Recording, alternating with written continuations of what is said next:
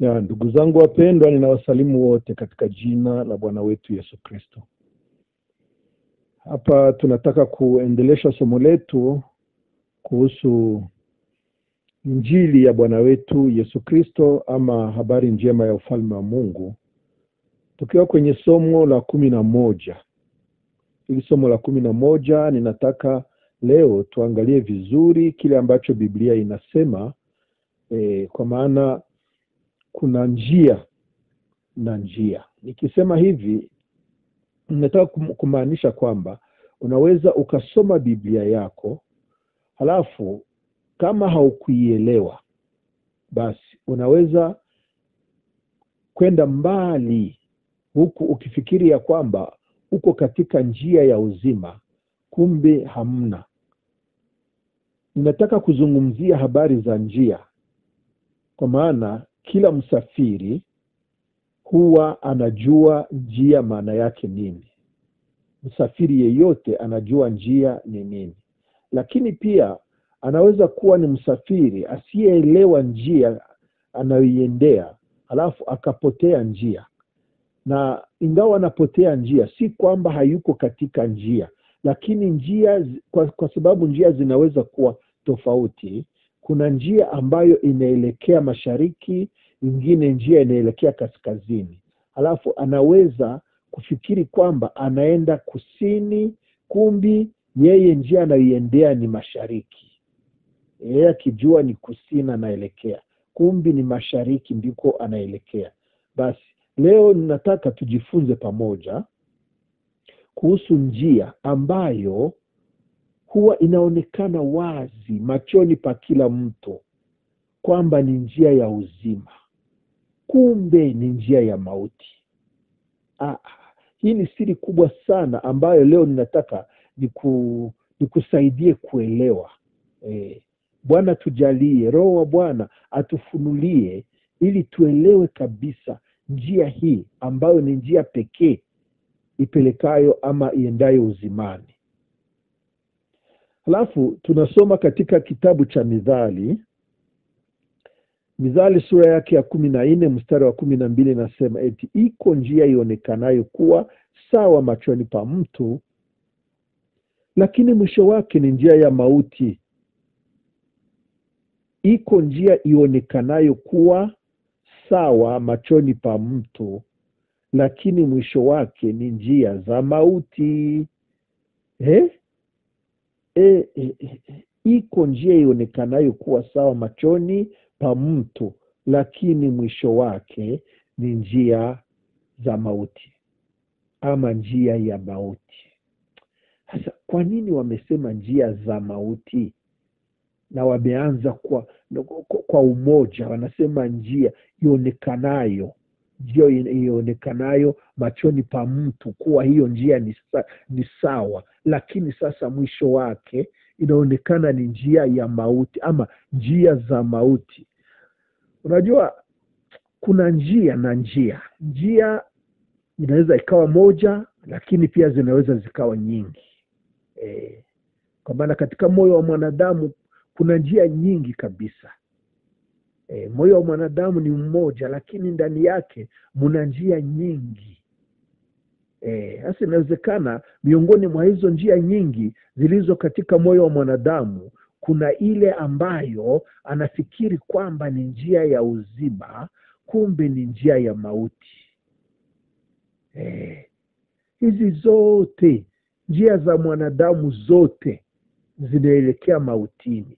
Njia za mwanadamu zote zinaelekea mautini, bali kuna njia moja pekee ambayo inapeleka watu uzimani. Na hiyo njia tunaijua wazi. Halafu nikisema hivi moja kwa moja, kila mtu anaweza akafikiria sasa nataka kusema nini? Mbona tunajua njia za mauti? Si njia za dhambi? Basi ukiendea njia ya zinaa, njia ya wizi, njia ya uwaji, ukorofi, sijui nini, hizo njia zote si za kupeleka watu mautini? Ingelikuwa hivyo nisingaliweza kuletea somo hili, kwa maana ninajua wazi ya kwamba kila mtu anajua njia ya dhambi, Tukisema dhambi, kila mtu anaelewa ni nini dhambi, kwa maana sote tumezaliwa tukiwa wenye dhambi. Na watu wa sheria, watu wa dini ambao wamefunzwa sheria wanajua dhambi ni nini. Ni kuziasi amri. Kama ulifanya hivi na hivi umefanya dhambi. Wanajua dhambi kulingana na sheria ambazo wamezifunzwa. Sasa mimi nikileta somo hili sisahau kwamba watu wengi wanajua dhambi ni nini. Kwa sababu kila dhehebu, kila dini imefunza watu mambo ya dhambi. Sababu kunako sheria sherti kuwe na dhambi. Hawawezi kukwambia usiibe wakati ndani yako hamna tamaa ya wizi. Hawawezi kukwambia usizini wakati ndani yako hamna tamaa ya uasherati, tamaa ya uzinzi.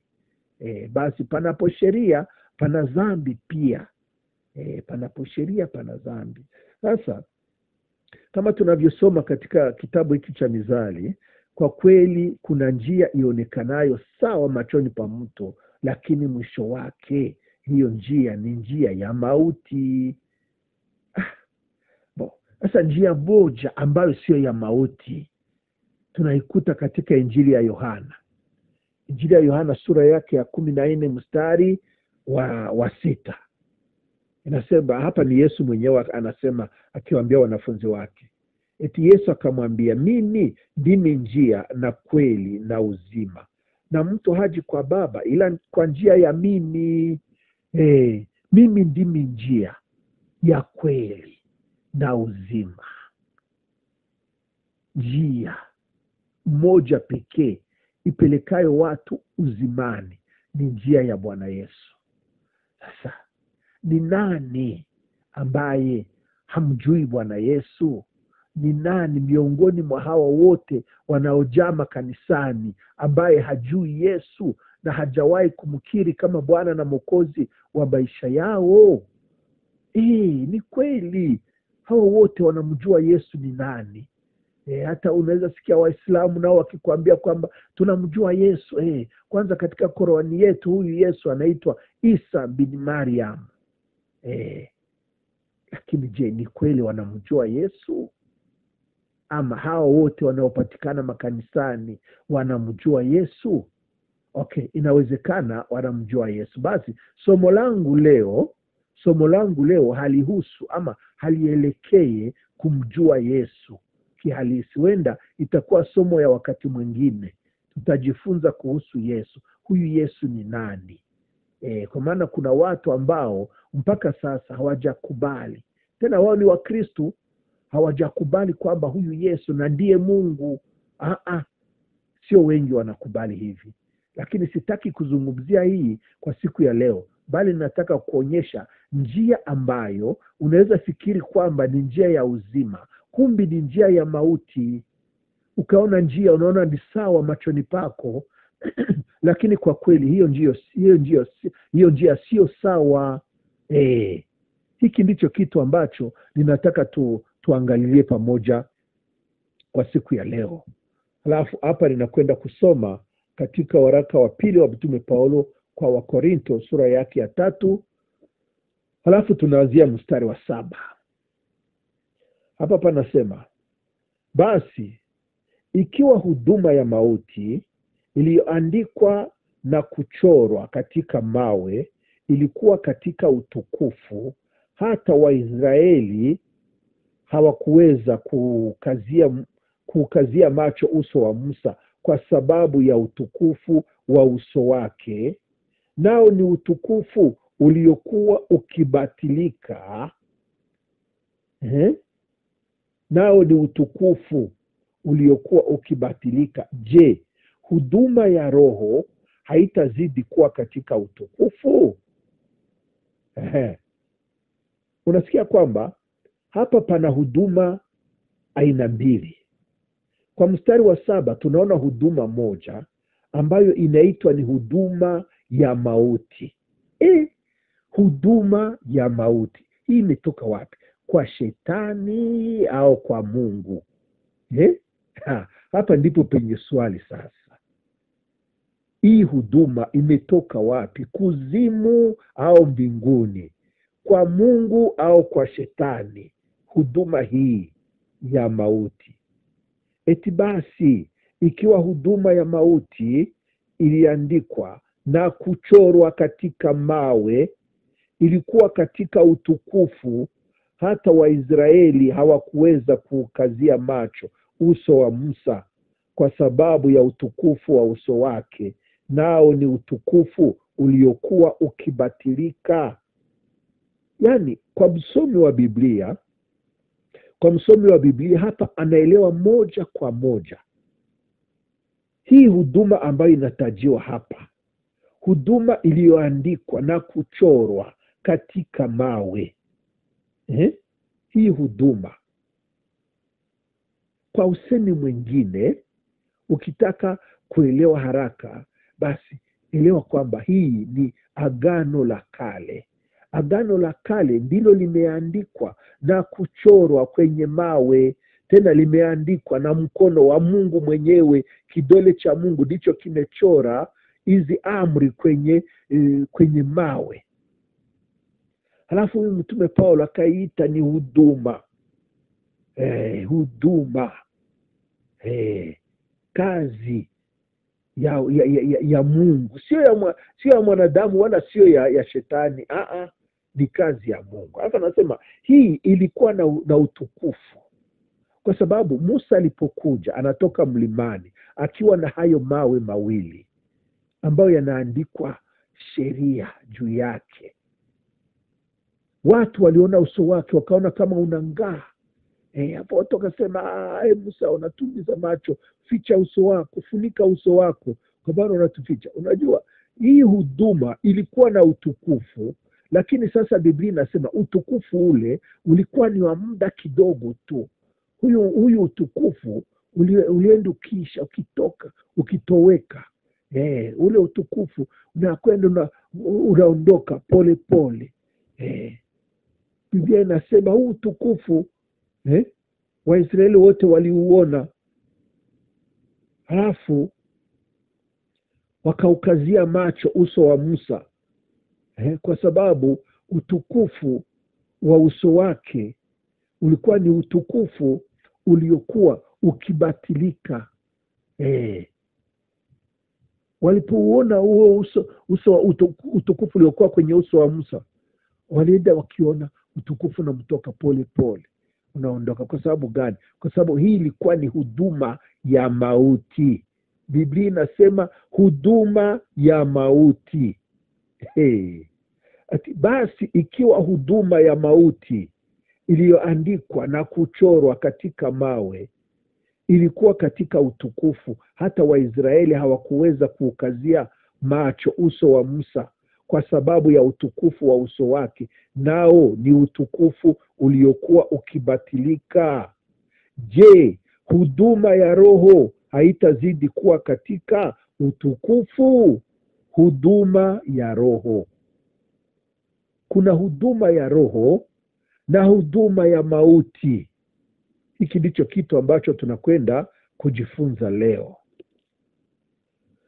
Sikiliza vizuri mpendwa. Tangu zamani kulikuweko njia mbili. Mungu kawaambia wana wa Israeli, akasema, leo naziweka njia mbili mbele yenu, halafu mkaichague njia mtakayoiendea, ikiwa ni njia ya mauti au ni njia ya uzima. Ila kwangu mimi nikiwashauri, basi mkaiendee njia ya uzima ili mpate kuishi. Basi njia ya uzima ilikuwepo. Hata katika bustani ya Edeni kulikuweko miti mingi, lakini kuna miti miwili ambayo iliwakilisha uzima na mauti. Huyu mti mmoja ulikuwa ni mti wa uzima, na kulikuweko mwingine mti wa ujuzi wa mema na mabaya. Halafu huyu ulikuwa ni mti wa mauti.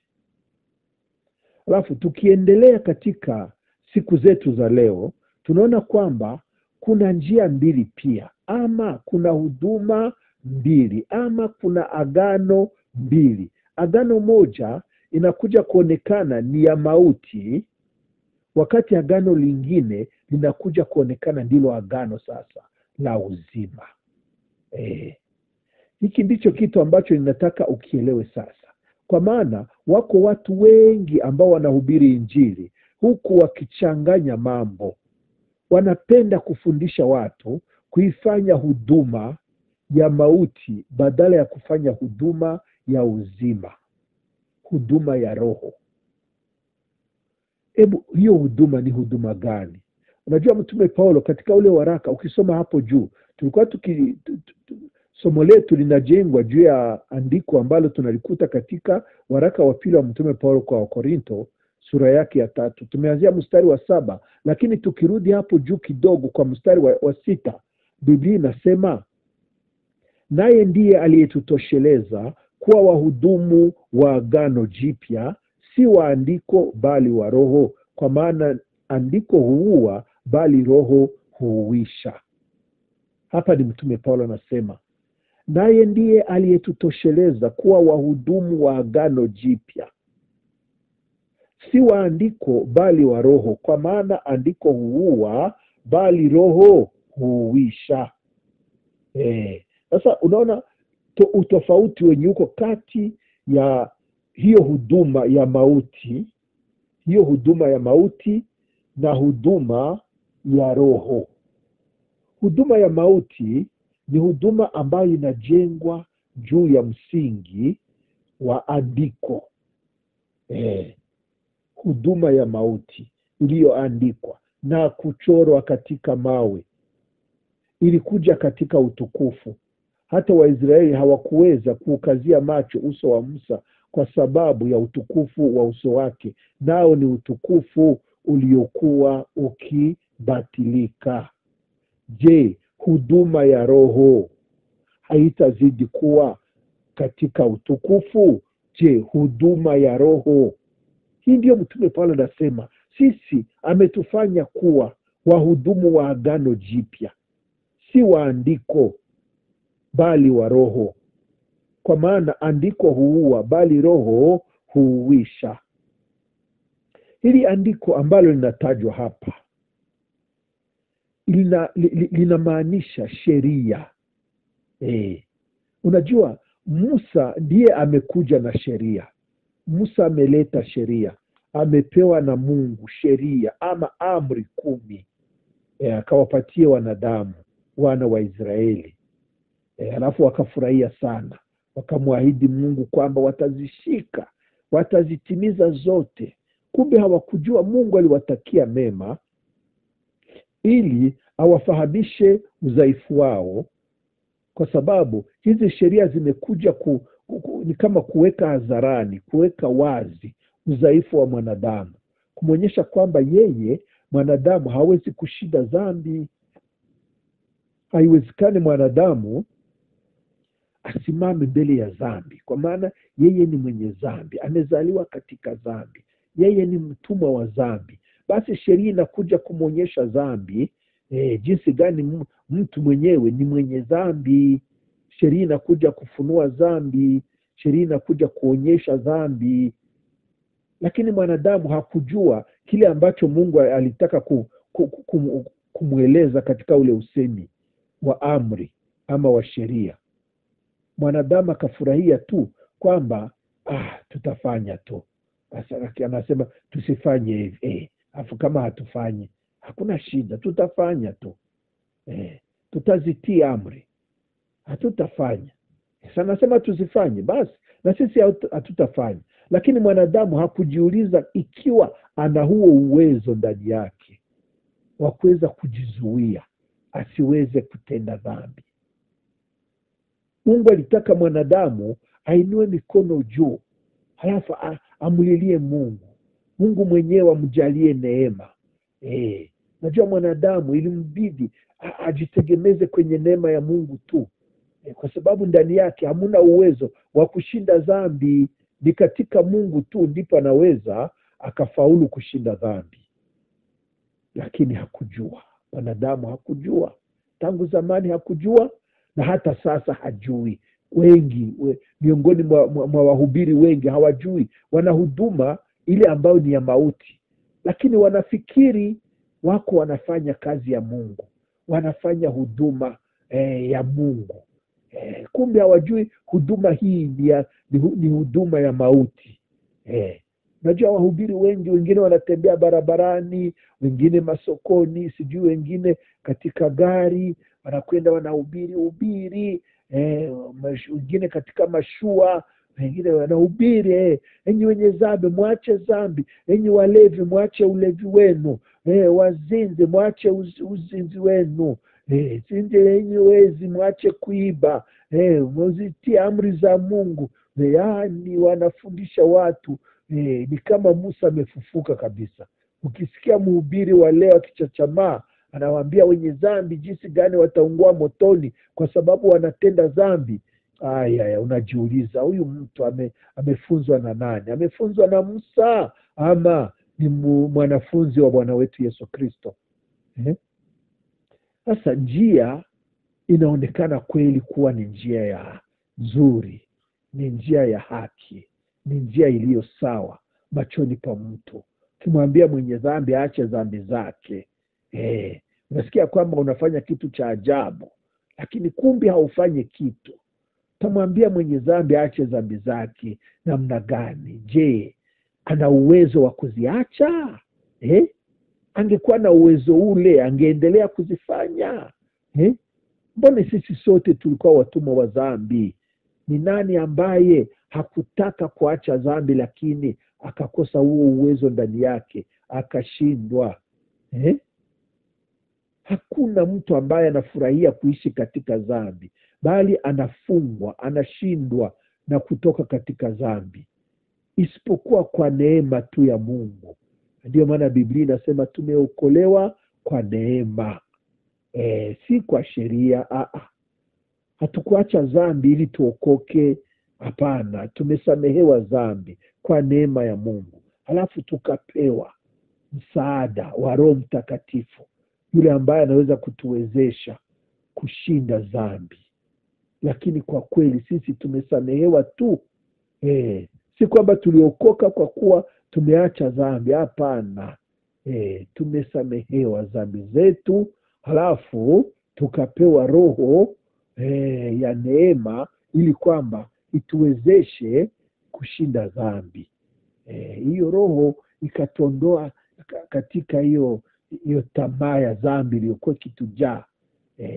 Hiyo ni neema ambayo imetuokoa, si sheria. Halafu kuna huduma ya mauti na huduma ya roho ambayo ni huduma ya uzima.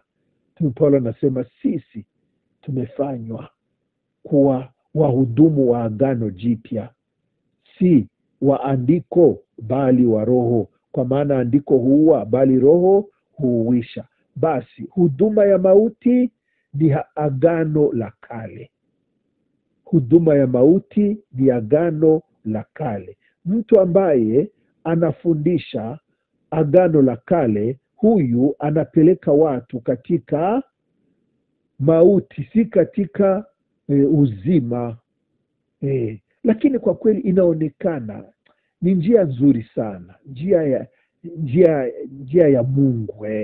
Unaona mtu anafundisha sheria ya Mungu, basi utawezaje kumlinganisha na shetani? Tukisema agano la kale, ndugu yangu, usianze kuvihesabu vitabu. Eti agano la kale lina vitabu 39.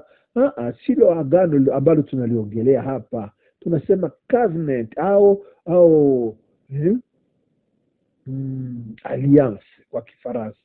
Kwa Kifaransa wanaita ni alliance. Hatuongea mambo ya testament. Tunaongea covenant.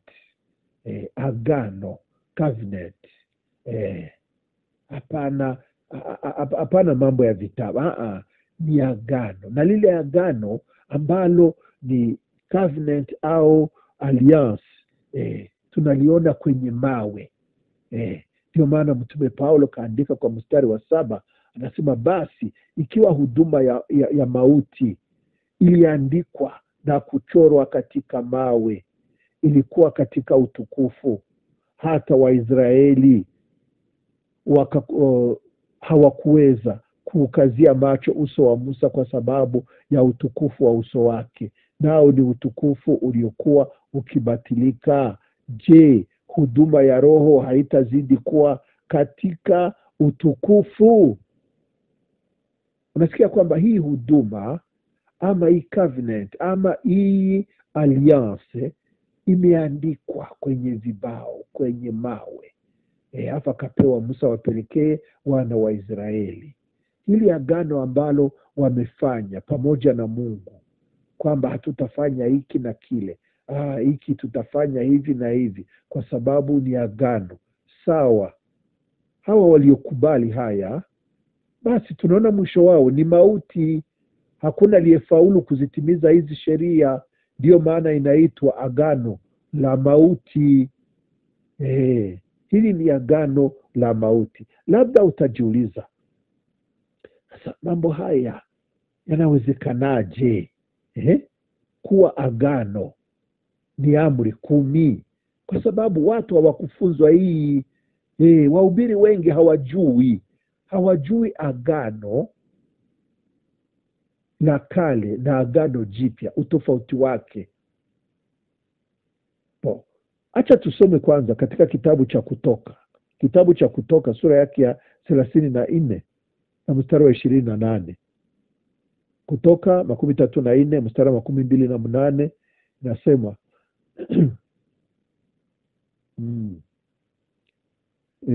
naye alikuwa huko pamoja na Bwana siku 40 na masiku yake. Hakula chakula wala hakunywa maji. Naye akaandika katika hizo mbao hayo maneno ya maagano, hizo amri 10. Hizo amri 10, Biblia inaonyesha ya kwamba ndiyo mambo ya agano. Agano la Mungu, agano la kale ni hizo amri 10. Amri 10. Tunakwenda tena katika kitabu cha Kumbukumbu la Torati. Kumbukumbu la Torati sura yake ya 4 mstari wa 13 inasema, akawahubiri agano lake alilowaamuru kulitenda, yaani zile amri 10, akaziandika juu ya mbao 2 za mawe. Hapa Biblia inaeleza wazi, akawahubiri agano lake alilowaamuru kulitenda, yaani zile amri 10. Unasikia kwamba lile agano la kale ni amri 10, alafu akaziandika juu ya mbao 2 za mawe. Hebu tuende katika waraka kwa Waebrania sura yake ya 9 mstari wa 3 na wa 4. Waebrania 9:3-4 nasema, na nyuma ya pazia la pili ile hema iliitwa patakatifu pa patakatifu, yenye chetezo cha dhahabu na sanduku la agano lililofunikwa kwa dhahabu pande zote, mlimokuwa na kopo la dhahabu lenye ile mana na ile fimbo ya Haruni iliyochipuka, na vile vibao vya agano. Vibao vya agano ndivyo vilikuwa vimechorwa na Mungu, na juu yake kulikuwa hizo amri 10. Basi wakisema agano la kale, wanasema ni amri 10. Ndio maana huduma ya agano la kale hii inaleta mauti, hailete uzima, kwa sababu sheria haikuja kutuletea uzima bali mauti. Alafu mhubiri ambaye anahubiri watu kwa kutii amri, kuziacha dhambi, huyu hajua anachokifanya. Huyu hakupewa huduma ya Roho bali amepewa huduma ya andiko, na hii huduma ya andiko ni huduma ya mauti, kwa maana andiko huua bali Roho huuisha, yaani Roho inaleta uzima. Jamani, tutege sikio vizuri, tusikie mambo haya, kwa maana inajua ni mambo magumu sana kwa walio wengi, haswa hawa wahubiri ambao hawajui habari za neema. Unajua Musa ndiye amekuja na haya mambo ya sheria, lakini Bwana Yesu akatuletea neema. Na hii neema ambayo inatufanya sisi leo tuhesabiwe kuwa wenye haki, tuwe watoto wa Mungu. Hii neema ndiyo huduma ya Roho. Hii ndiyo huduma ya Roho ambayo Mtume Paulo anazungumzia, kwa sababu anajua wazi ya kwamba kuna wale ambao wanafanya huduma ya mauti wakifikiri kwamba wanafanya kazi ya Mungu, wanahubiri Injili. Hawajui sheria hizi kwa nini zimekuja. Ukiwa haujui kwa nini sheria imetolewa ama amri za Mungu kwa nini zimepewa wanadamu, kwa kweli unaweza fikiri kwamba huku unafanya kazi njema ama kazi nzuri, kumbi wewe uko unafanya kazi ya shetani, huduma ya mauti. Katika waraka wa Mtume Paulo kwa Warumi sura yake ya 5 mstari wa 20 na 21 anasema hivi: lakini sheria iliingia ili kosa lile liwe kubwa sana. Watu wanafikiri kwamba wakipewa sheria halafu dhambi zitapungua, lakini Biblia inasema kinyume cha hayo. Dhambi hazipungue kwa kuleta sheria. Hiyo kinyume cha hayo, dhambi zinazidi wakati unaleta sheria. Lakini sheria iliingia ili kosa lile liwe kubwa sana, na dhambi ilipozidi, neema ilikuwa nyingi zaidi. Ili kwamba kama vile dhambi ilivyotawala katika mauti, vivyo hivyo kwa njia ya haki neema itawale hata uzima wa milele kwa Yesu Kristo Bwana wetu. Hii neema ikitawala, basi dhambi zinatoweka. Kwa sababu kama alivyosema Mtume Paulo kwa wa Korinto, kwa waraka wake wa kwanza, waraka wake wa kwanza sura ya 15, sura ya 15 mstari wa 56 ama 56, anasema uchungu wa mauti ni dhambi, na nguvu za dhambi ni mauti. Uchungu wa mauti ni dhambi, na nguvu za dhambi ni mauti. Nguvu za dhambi ni mauti. Tafadhali, sio mauti bali ni torati. Uchungu wa mauti ni dhambi, na nguvu za dhambi ni torati. Nguvu za dhambi ni torati. Torati yaani amri za Mungu au sheria. Panapo sheria, dhambi ina nguvu. Kwa maana sheria ilipokuja, basi dhambi au makosa nayo yakazidi, yakaongezeka. Lakini mahali ambapo dhambi ziliongezeka, basi neema pia nayo ikazidi. Hii ndiyo huduma ya uzima, huduma ya Roho, huduma ya neema. Lakini huduma ya sheria ni huduma ya mauti. Sasa watu wengi wanafanya huduma ya mauti huku wakifikiri ya kwamba wanafanya kazi ya Mungu, wanahubiri Injili. Mtu anatafuta kujifanya mwenye haki kupitia sheria. Nikizitimiza sheria, basi mimi nitakuwa mwenye haki. Kumbe hajui ya kwamba hapa anajikokotea ama anajiletea hasira tu. Biblia inasema kwa sababu sheria ndiyo ifanyayo hasira, maana pasipokuwa sheria hapana kosa. Pasipokuwapo sheria hapana kosa. Warumi sura 4 mstari wa 15. Kwa sababu sheria ndiyo ifanyayo hasira, maana pasipokuwapo sheria hapana kosa. Unasikia kwamba kosa inakuja ni kwa sababu ya sheria. Kwa Kifaransa wanasema vizuri, parce que la loi produit la colère, et que là où il n'y a point de loi, il n'y a point non plus de transgression. Parce que la loi produit la colère. La loi produit la colère. et que là où il n'y a point de loi, il n'y a point non plus de transgression. Mahali ambapo hapana sheria, basi hapana dhambi pia. Hapana dhambi. Kwa sura ya 3 mstari wa 19, hawa Warumi sura ya 3 mstari wa 19 na 20 nasema, basi twajua ya kuwa mambo yote inenayo torati huyanena kwa hao walio chini ya torati, ili kila kinywa kifumbwe na ulimwengu wote uwe chini ya hukumu ya Mungu.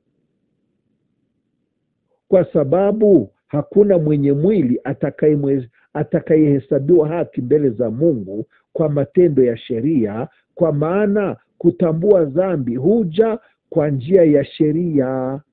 Kwa maana kutambua dhambi huja kwa njia ya sheria. Pasipo sheria hakuna dhambi.